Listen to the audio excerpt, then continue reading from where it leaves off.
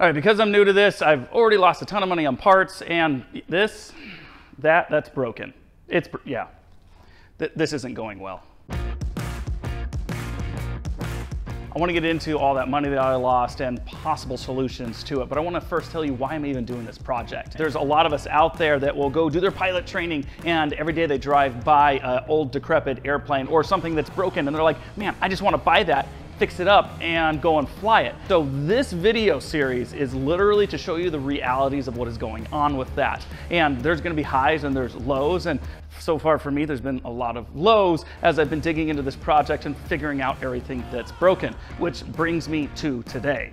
Now, I know I've already talked about this before, but this sustained a hard landing, which broke those right there, ripped all the landing gear out from this aircraft. And so I want to say that this is partially to blame. These are Bush tires. They should not be on a clip wing Cub. There are the wings over there hanging up. Those wings have 40 inches removed from each side of them. So yeah, no flaps, no nothing like that. This should not have been flying in the backcountry with those guys on it. Back to the reality of what's going on.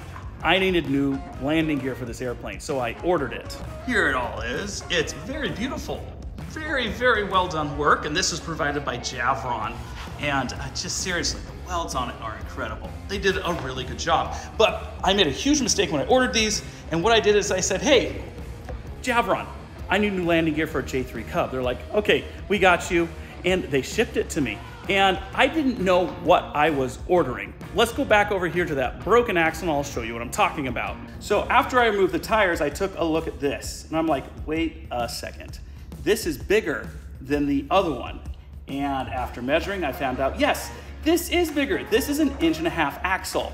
Now, the 1.5 inch axle was a heavy duty upgrade that they did long ago. And today we have different metals and materials, and the 1/4 inch axle is strong, maybe even stronger than the heavy duty axle that they had of yesteryear. So when I ordered my stuff, they just sent me a 1/4 inch axle, just like this guy right here. And then I ordered heavy duty nuts here. Oh, and these things are great. They're nice, thick walled. I won't have any problems with this stuff. Again, probably stronger than what was on here before. So after figuring all that out, I had some decisions to make. I needed to buy different landing gear.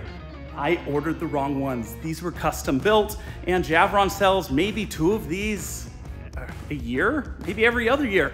And so it's wrong stuff. Everyone's buying extended landing gear for experimental Super Cubs and things like that. And since they use the same landing gear parts, I mean, I ordered them for this situation because I'm an experimental. Again, naive on my behalf. All right, so where does this all leave me? Well, I'm stuck with the landing gear. The decision that I made, I have to keep them, which means I need to order new landing gear. But there is a small twist. Now here comes the saving grace to all of this. So we were on these guys. We don't want these guys anymore. We were gonna go back to the original tire, and since I had this over at the welders, and you saw how I was dragging that around in the back of a truck, I wanted to switch from these to those guys. And in doing so, I found out that this wheel hub is completely screwed up. To show you guys what's wrong, I'm gonna start over here with the good one. We've got a bearing in here, some bushing, some felt. We have a retainer ring. Everything looks good and is correct. And let's go over here. Oh my gosh, all of it's missing. Why? This ring has actually mushroomed out, making it so the bushing won't fit in there, the retaining ring won't keep it in place, and if you really look inside of here, you can see that these threads that are supposed to hold on the retaining ring are completely blown out. And it's not just this side, it's this side too. Now, one quick thing I forgot to mention is that those wheels are also for an 1.5 inch axle. They're not meant for an 1.25 inch. And then so are the brakes that come with it, as well as the rotors. Everything is meant for 1.5 inch axle. I really screwed up on this one. But with that wheel hub completely broken on both sides, I've got to get a new one. So I went online and I looked, and on eBay, I was able to find it selling for about $700. Add taxes and shipping to that, and we're probably looking closer to $800. Well, the new landing gear, if I wanted to keep 1.5 inch and use the other old wheel, I'd be looking at another $800, maybe even $1,000 after taxes and shipping. So all in, where are we at? Probably $1,800, $1,900, give or take $100 or so. So that made me think, it's like, how much does a new set of brakes and everything cost for an 1.25 inch axle? And I looked, and it was about $1,000 more. Well, between the parts that I have, the good wheel hub that I actually have with the bearing and everything already in it, brake caliper, all those things, guess what? I can probably recoup that $1,000. So that's exactly what I'm gonna do. All right, guys, I'm working with 2 companies to get some new wheels put on this guy. I talked to them both at Osh, and hopefully one of them will come through.